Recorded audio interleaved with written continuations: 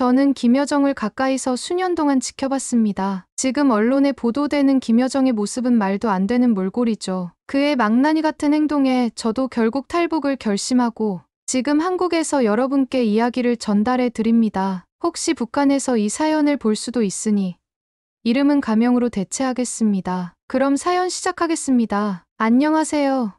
제 이름은 리명은입니다. 2024년 2월 제가 북한을 탈출한 지도 어느덧 시간이 이렇게 흘렀네요. 노동당 선전선동부에서 15년간 근무했던 제가 이렇게 자유의 땅에서 이야기를 하게 될 줄은 꿈에도 몰랐네요. 처음 선전선동부에 배치받았을 때만 해도 저는 그저 평범한 당 일꾼이었습니다. 매일 아침 일찍 출근해서 늦은 밤까지 각종 선전물을 검토하고 당의 지침에 맞게 수정하는 일을 했죠. 그러다가 2014년 김여정 동지가 선전선동부를 총괄하게 되면서 제 인생이 크게 바뀌었습니다. 당시 저는 운이 좋았다고 생각했어요. 제가 작성한 보고서가 우연히 김여정 동지의 눈에 들어 직속 부서로 발탁되었거든요. 그때부터 저는 그분의 지시를 직접 받고 처리하는 위치에 있었습니다. 처음에는 그저 영광스럽기만 했죠. 하지만 2020년 코로나19가 시작되면서 분위기가 달라지기 시작했습니다. 김여정 동지의 지시는 점점 더 강경해졌고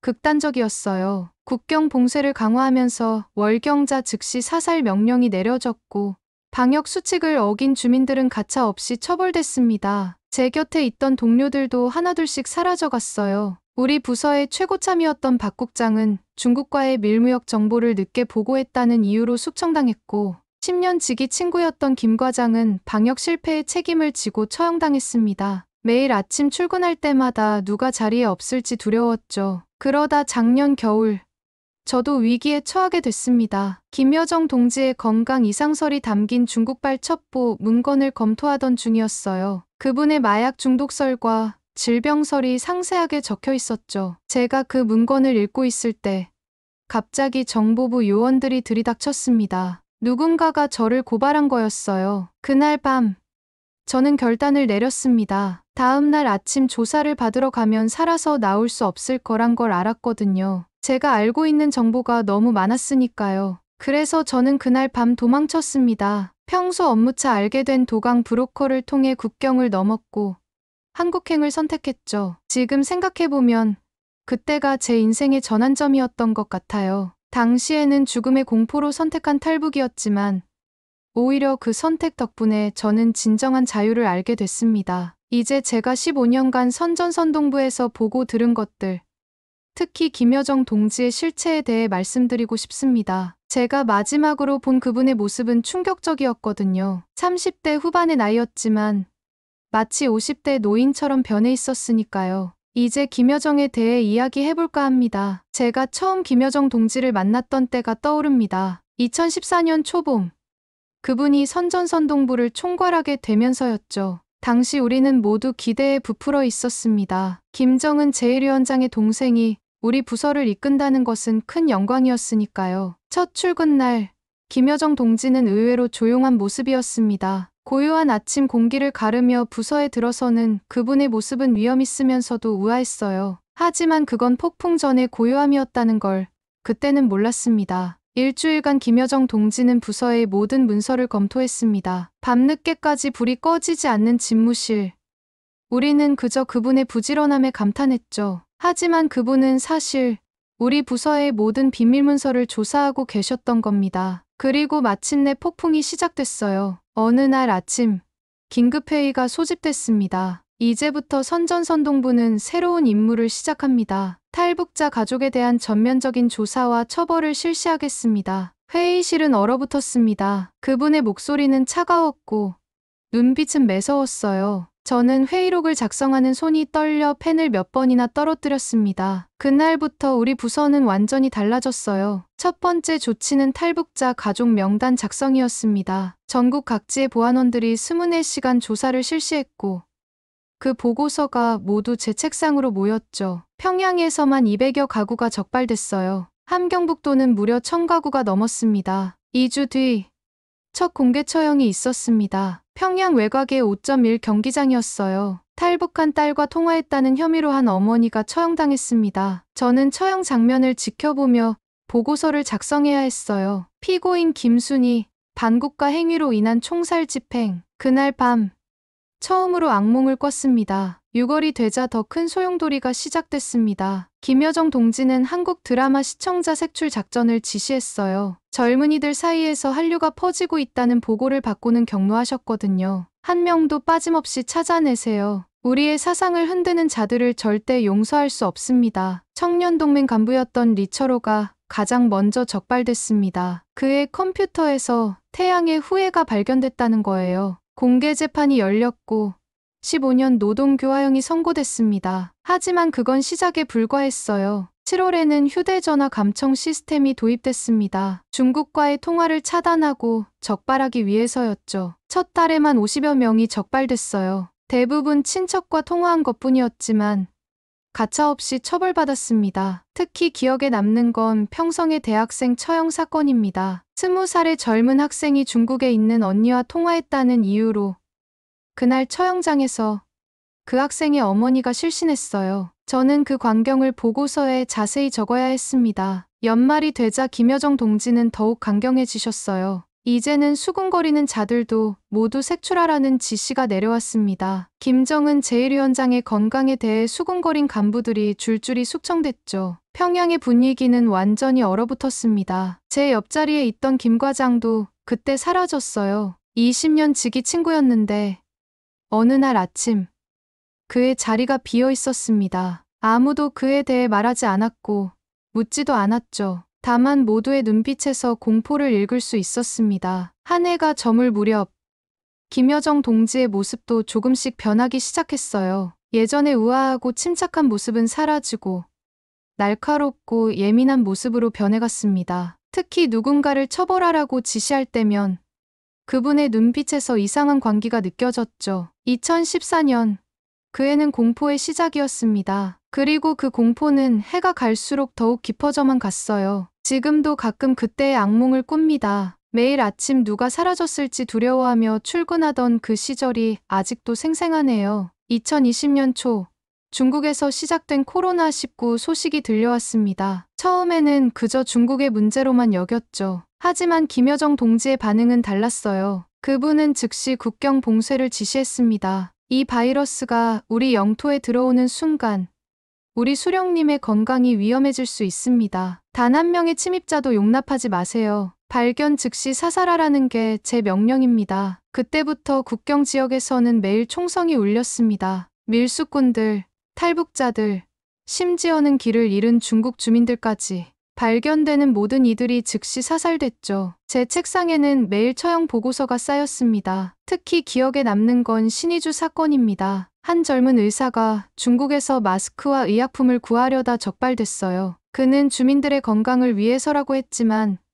김여정 동지는 격노하셨습니다. 적과 내통한 자는 바이러스보다 더 위험한 존재라며 그를 공개 처형하라 지시하셨죠. 평양 시내는 아수라장이 됐습니다. 마스크 착용이 의무화됐고 주민들의 이동이 전면 통제됐어요. 조금만 기침을 해도 격리 수용소로 끌려갔죠. 그곳에 들어간 사람들 중 돌아온 이는 거의 없었습니다. 그러던 어느 날 김여정 동지의 모습이 확연히 달라진 걸 발견했습니다. 항상 단정하고 카리스마 넘치던 그분이 갑자기 피곤해 보이기 시작했어요. 손도 자주 떨었고 안색도 안 좋았습니다. 처음에는 과로라고 생각했죠. 하지만 소문은 달랐습니다. 측근들 사이에서 그분이 불법약에 의존하고 있다는 이야기가 돌기 시작했어요. 스트레스를 이기지 못해 처음에는 가벼운 진통제로 시작했다가 점차 더 강한 것을 찾게 됐다는 거였죠. 실제로 김여정 동지의 행동은 점점 더 과격해졌습니다. 사소한 실수에도 폭발적으로 화를 내셨고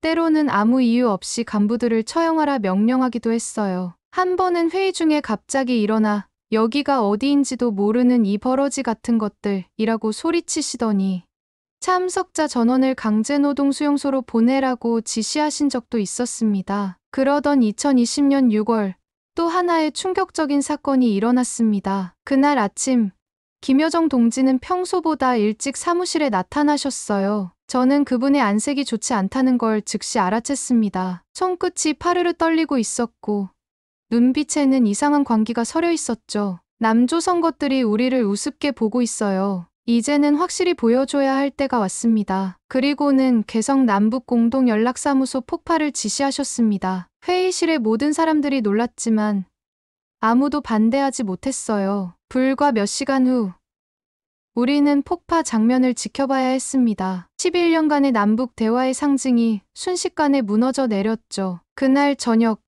김여정 동지는 비정상적으로 들뜬 모습이었습니다. 마치 오랫동안 참았던 무언가를 해결한 것처럼 보였어요. 하지만 그 뒤로 그분의 건강은 더욱 급격히 나빠졌습니다. 회의 중에 갑자기 자리를 비우는 일이 잦아졌고 돌아오실 때면 더욱 예민해진 상태였죠. 특히 그날 이후로 남한에 대한 위협 발언이 더욱 강경해졌습니다. 다음은 휴전선이 될 것이라는 말씀을 자주 하셨어요. 우리는 그분의 돌발 행동이 실제 전쟁으로 이어질까 봐 늘 긴장해야 했습니다. 정신적 불안정은 육체적 변화로도 이어졌습니다. 한 달 만에 볼살이 쏙 빠지셨고 걸음걸이도 불안정해지셨어요. 가끔 복도를 지나가실 때면 벽을 짚고 가시는 모습도 보였습니다. 하지만 그 누구도 부축해드리지 못했죠. 도움을 청하지 않은 접촉은 모두 불경으로 간주됐으니까요. 2022년 겨울도 순탄하지만은 않았습니다. 평양의 한 간부가 자신의 일기장에 김여정 동지가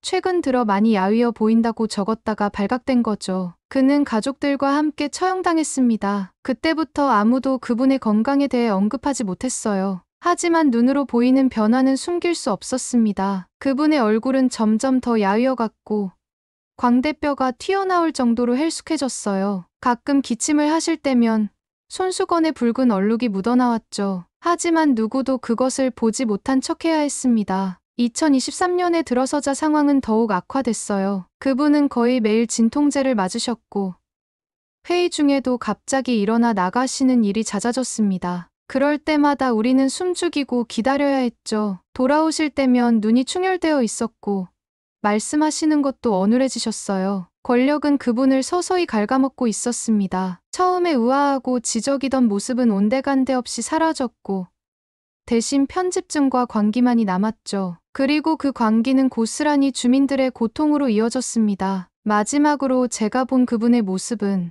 더 이상 그 이야기를 하기가 힘드네요. 2024년 1월 눈보라가 휘몰아치던 그날을 저는 잊을 수 없습니다. 평소처럼 아침 일찍 출근했을 때였어요. 김여정 동지가 갑자기 저를 집무실로 부르셨습니다. 문을 열고 들어서는 순간 저는 그 자리에서 얼어붙을 수밖에 없었습니다. 창가에 서 계신 그분의 모습은 제가 알던 그분이 아니었어요. 30대 후반의 나이였지만 마치 50대 중반의 노인처럼 변해 있었습니다. 창백한 피부는 마치 종이처럼 얇아 보였고 광대뼈는 비정상적으로 튀어나와 있었죠. 이명은 동무, 우리 인민들이 나를 어떻게 생각하고 있습니까? 떨리는 목소리로 물으시는 그분의 눈가에는 깊은 주름이 자리 잡고 있었습니다. 저는 무슨 말씀을 드려야 할지 몰랐어요. 그때 그분이 갑자기 기침을 하시더니 손수건을 입가에 대셨습니다. 손수건에 묻어나온 붉은 얼룩을 저는 분명히 보았죠. 측근들 사이에서는 이미 여러 소문이 돌고 있었습니다. 불법 약물 중독설이 가장 유력했어요. 시간이 갈수록 더 강한 약을 찾으시는 것 같았고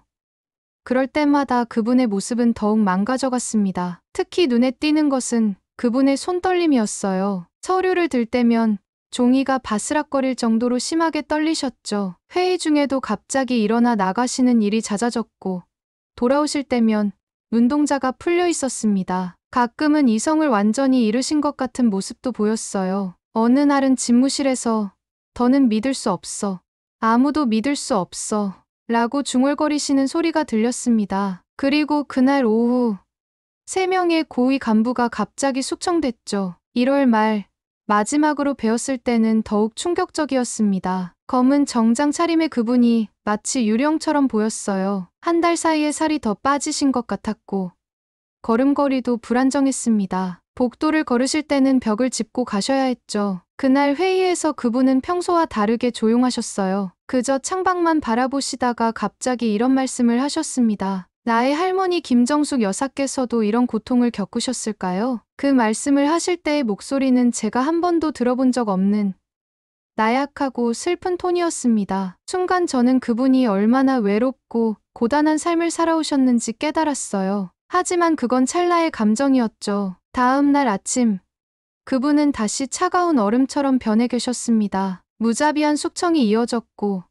공포 정치는 더욱 강화됐어요. 마치 자신의 나약함을 감추기 위해 더욱 강하게 나오시는 것 같았습니다. 그리고 며칠 뒤, 저는 그 운명의 문건을 발견하게 됐죠. 그분의 건강과 관련된 중국발 첩보 문건이었습니다. 그걸 읽다가 적발되어 급하게 탈북을 결심할 수밖에 없었어요. 지금도 가끔 그분의 마지막 모습이 꿈에 나타납니다. 창가에 홀로 서서 멍하니 먼 곳을 바라보시던 그 쓸쓸한 뒷모습이, 권력이라는 것이 한 인간을 어떻게 무너뜨릴 수 있는지 저는 그분을 통해 똑똑히 보았습니다. 이제 저는 대한민국에서 새로운 삶을 살고 있습니다. 하지만 매일 밤 북한의 뉴스를 보면서 김여정 동지의 모습을 확인하고 있어요. 최근 보도된 그분의 영상을 보면서 제 가슴이 무거워졌습니다. 예전에는 몰랐던 것들이 이제야 보이기 시작했어요. 리설주와의 관계가 특히 그렇습니다. 겉으로는 화목해 보였지만 실제로는 치열한 권력 다툼이 있었죠.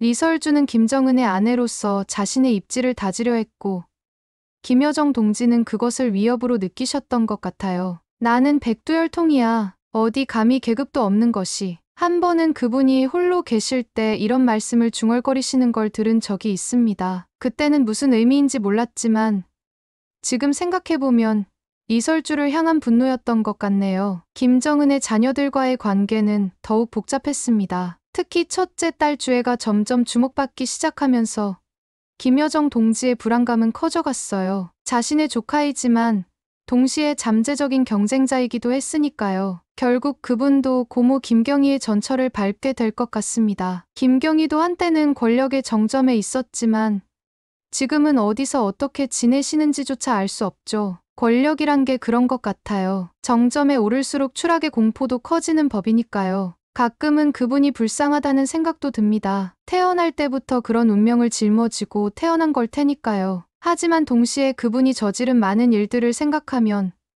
그런 동정심도 금세 사라집니다. 이제 저는 자유의 나라에서 새로운 삶을 살아가고 있습니다. 하지만 평양에 두고 온 가족들을 생각하면 가슴이 아파요. 그들도 언젠가는 이 자유를 만끽할 수 있게 되길 바랄 뿐입니다. 그리고 김여정 동지, 부디 그분도 언젠가는 깨달으시길 바랍니다. 진정한 권력이란 무엇인지, 진정한 행복이란 무엇인지를요. 하지만 그분의 최근 모습을 보면 그런 날은 오지 않을 것 같다는 생각이 듭니다. 이것으로 제 이야기를 마치겠습니다. 긴 시간 들어주셔서 감사합니다. 부디 이 이야기가 북한의 실상을 이해하는 데 조금이나마 도움이 되었기를 바랍니다. 이렇게 한국에서 김여정을 지켜보며 그녀가 이렇게 변한 이유를 알려주는 사연 어떻게 들으셨나요? 같은 핏줄이어도 권력 다툼이 정말 무섭다는 생각이 들었고, 북한에서는 권력을 이렇게 남용한다는 사실이 너무나 충격적이었습니다. 여러분들도 탈북한 주인공을 위해 응원의 메시지를 댓글로 남겨주세요. 긴 영상 시청해주셔서 감사드리고, 더 재미있는 사연을 알고 싶다면 구독과 좋아요 부탁드립니다.